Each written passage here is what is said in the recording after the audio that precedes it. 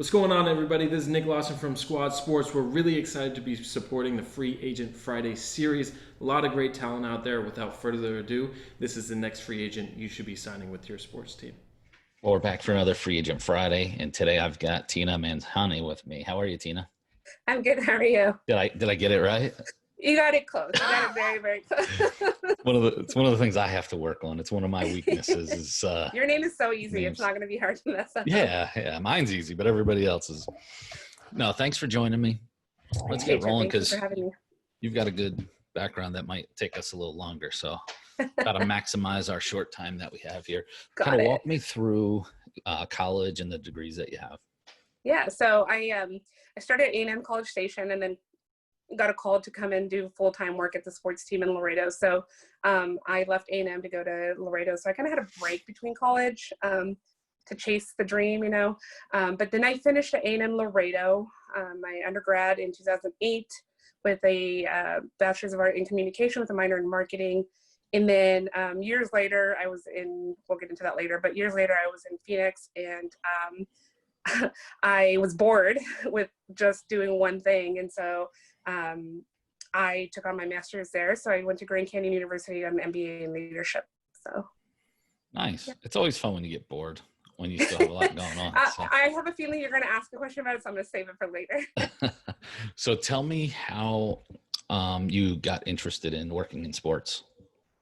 It's kind of my fun fact. Don't waste your fun fact now if it's a good one. No. It's I'm from a small town. Laredo is a South Texas border town, and everyone there kind of becomes a teacher or works in the oil field and kind of very standardized jobs. And I was like, I don't want to do any of that. And being Indian, there's also the role of going into the family business, and I also did not want that. So when I was in college, freshman year of college, there was a sports team coming into the town, and I was like, I want to do that. It looked fun, and 17 years later, I haven't looked back. I've just been doing that ever since. Yeah, you're catching up to me. I'm about 20 years now. Yeah. So, all right, well, kind of walk me through your resume a little bit. Can be kind of brief on the So older I spent stuff. a general of 9 years in Laredo with the Laredo Bucks, which is a former Central Hockey League team, two-time championship. I was an intern for a year, and then the second year I came back, and Mark Solis, the general manager at the time, he's like, "Wait, you're an intern again?" And I was like, "I'm not leaving until you give me a job."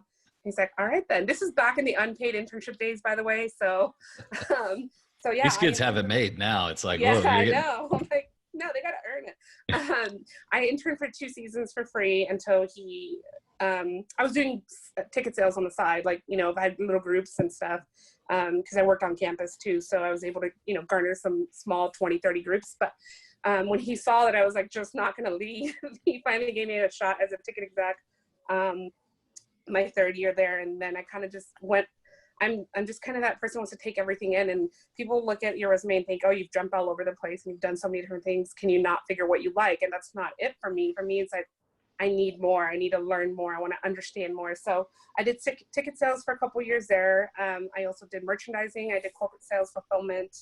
And I did some finance towards the end there. So about 9 seasons, 10 years, I think is what it was. And then I moved to the Central Hockey League front office in Phoenix, and was there for 3.5 years until they merged or folded, whatever, with the ECHL. And I was a manager of team services there. I worked with all the teams to cultivate ideas and numbers and ticket sales data and all that to disperse out to them, along with other duties as well, managing the off-ice or the on-ice officials' travel and all that kind of stuff. And then also the large scale meetings that we used to have, the conferences where all the ticket sales and marketing execs would come. I would run all those events as well, including the All-Star games. From there, I feel like a player. I got recruited to the American Hockey League when the ECHL and the CHL merged. I was very fortunate to work under Nathan Costa and I think you interviewed Jonathan Forsberg, who's one of my colleagues as well. Yep. At the time. We had such a dynamically great team in the team business services department because we all worked on the team side at one point. And so we understood what the teams wanted. And I know this question always comes up, league or teams, and it's so hard to answer that because for different reasons, right? Like the league level, I get to share and I get to give back everything I've gained from the different places I've been. And I'm like, oh, Ontario did this. This would be great if they did in Grand Rapids or whatever, So for different reasons, they're different. Both are good, but at the league side, you do get, sorry, CHL, you do get a little bored, which is why I went and did my master's, because I was missing that high, missing that I got to do this, I got to do that. So anyway, went to the American Hockey League, and then I had an opportunity to take my dream job in Tampa, working in sports and also giving back to the community as the senior foundation coordinator there. My main role there was 50-50 raffle, which was a huge endeavor, which was so much fun. Getting to do that for the NHL All-Star game there in Tampa in 2018, which was amazing. And then I came to San Antonio. I wanted to get closer to my roots. My parents are down here in South Texas and getting a little bit older and wasn't quite ready to hang up the skates, if you will. And so Ryan Snyder, who was formerly of the Central Hockey League, I've known him for 15 years, and I kind of sent him a message, and he's like, you know what? I have a position, let me mold it a little bit. So he actually challenged me to try something new, and I did. And player ops was something I had never done before. And I did all the travel, hotels, per diems, flights, buses, and meals for all the team away games and whatnot. And as you know, San Antonio doesn't play any road games, bus games other than Texas. So our budget was the size of essentially an AHL team, but flying at an NHL team level. So it was an interesting job, and it was so much fun. I'm very blessed to have had that opportunity. What were kind of the main things that you did in San Antonio? So travel for player ops was the main bridge of it. This past year, I was able to take on, or I was asked and happy to do it, take on youth hockey coordinator, and I was able to work with all the youth teams in San Antonio to bridge that relationship between us and them. And I can't even tell you how much that reinvigorated my passion for what we do. Those kids are just amazing. And Miss Tina, did you see me score that goal? That thing, that just it'll never go away. And so youth hockey coordinator was kind of my secondary role there. And then managing the finances and the analytics. I have an analytic background, so did a lot of analytical reporting for internal stakeholders. So it was kind of a smorgasbord of everything. Ryan's like, can you do this? Can you do that? How big is your bandwidth? Yeah, just keep throwing it on.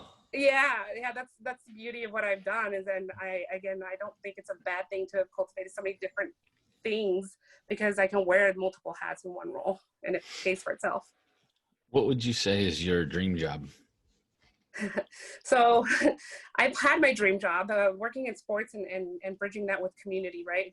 I love giving back, and that's a huge part of who I am and what I was raised to do. So that was my dream job. And I don't know what it is anymore at this point, because I had it. But what I did learn from that when I left Tampa and when I came here, my dream job no longer includes a specific role, but it includes having a boss and a working environment that allows you to grow and cultivate new ideas and not stifle you. I don't necessarily care what the position is, not exactly to that T, but I more so am important. What's more important to me, is having the right leadership team. That's what a dream job would be to me in sports, like having the right leadership team, because without that, I have learned that you can't do much. I just realized that. And, I've been in it all this years, but I've always been the number one, the president or CEO. Yeah. So it was different for me. And I learned that through people on the podcast, and it makes a lot of sense now. And I know the number one thing. I don't care what I'm doing to an extent, right? Right. But I don't care what I'm doing as long as I have the right environment, the right culture, and the right leadership. Because without the right leadership, I can't do anything. I was very blessed in San Antonio with Ryan to give me the opportunity to grow and to share my ideas without sounding like a know-it-all or whatever, So I for me, it's culture and leadership. That's the dream job, not a specific role, marketing, sponsorship, whatever, the young kids want to do these days, the hip titles. I've never been one for titles, and my resume can tell you that. Are you open to relocation as well? Absolutely. Like I said, 5 states in the last 10 years. So yeah, I mean, obviously as you get older, you start to want to ground yourself a little bit. San Antonio is definitely closer to home and whatnot, but I'm open to anything that will allow me to grow and be a better version of myself. Are you a huge hockey fan, or did things just work out where you worked in hockey? So that's my fun fact. Everyone always asks how I got into hockey. This is going to be so lame.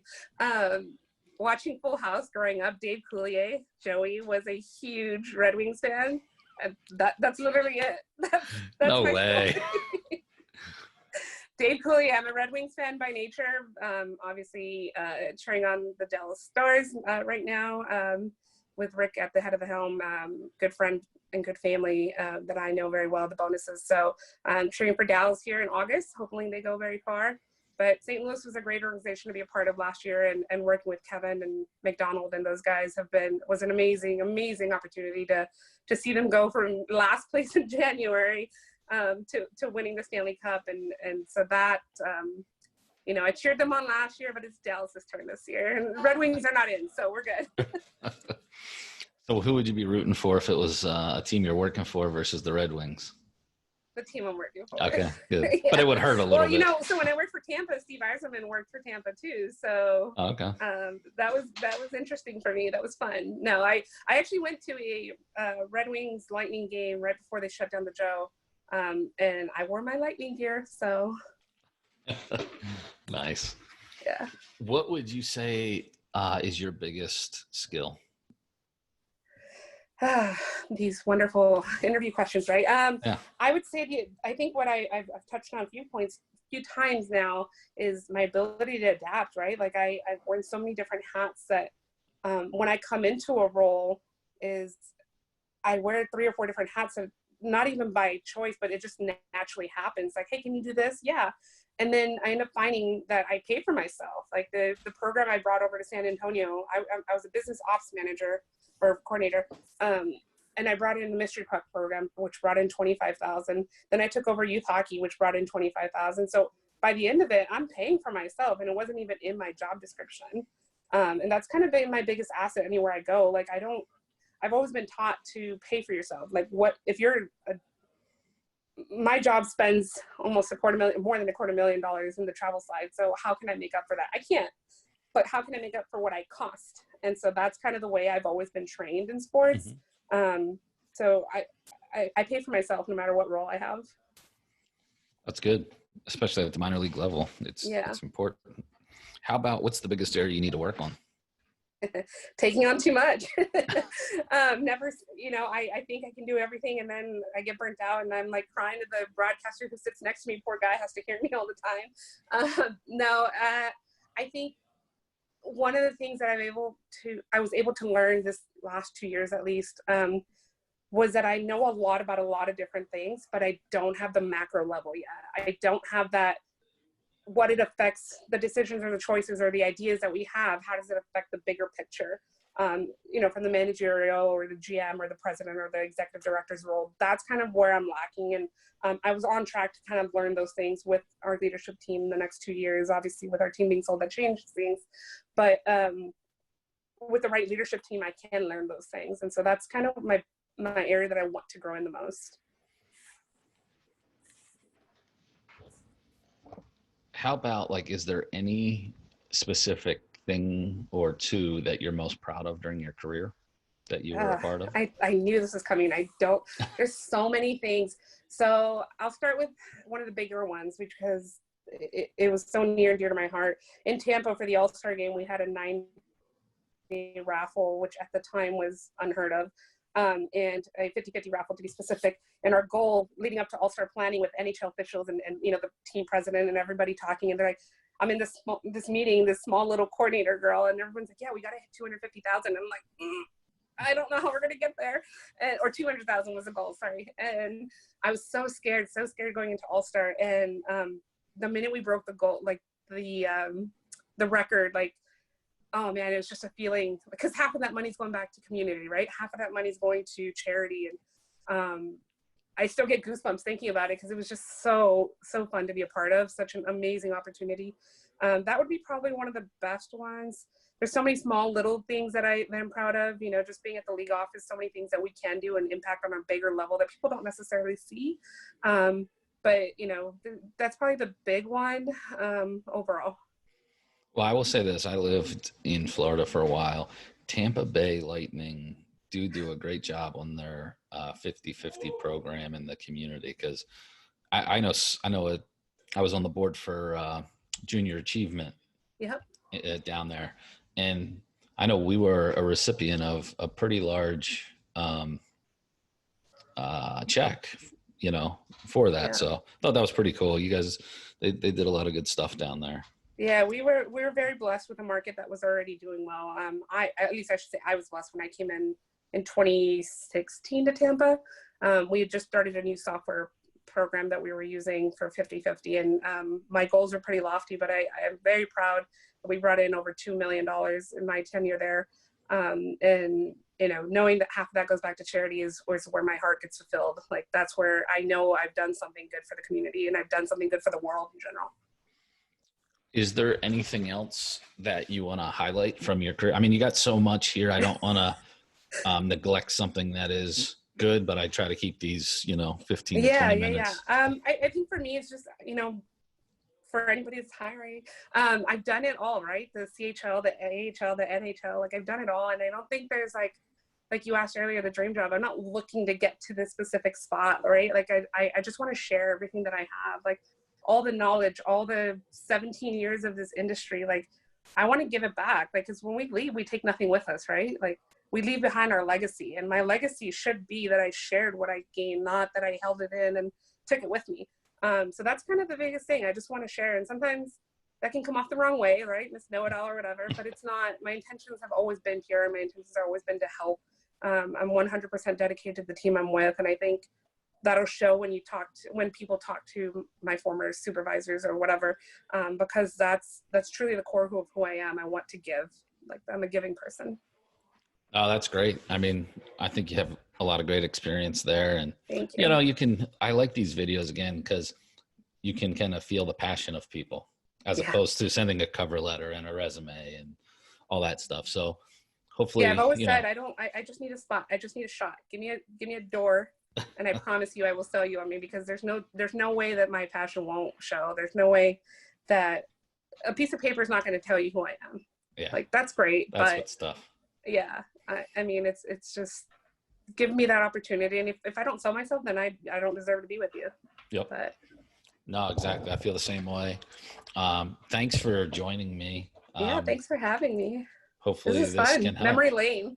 Yeah. Hey, it's always good to kind of go back through, and, it's crazy. I mean, just somebody I had on the show the other day is, you worked with years ago, and, you worked with some of the other Free Agent Friday episodes. So for sure. So it's a small world. Great colleagues out there, and what you've done for us and are able to do for us is amazing. So thank you for sharing that and giving back to the sports world, because that's truly what we're here to do, is help each other out, right? Yep.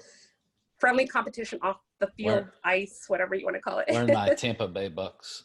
Oh, nice. I've got my, can't really see it, but my t-shirt blanket behind me is all the sports teams I've worked for. Oh, so nice. We've got Tampa somewhere in here. That's pretty cool. Playoffs. Wow. Did you make that? I had it made. I didn't do it, but okay. So you've got Laredo way down on this side, Colorado, Arizona, Tampa Bay, Arizona, and San Antonio right at the end here. Nice. Yeah. It's a lot of fun. Well, thanks again for joining me, and let's keep in touch. Thank you for having me. I appreciate you. Yeah, for sure.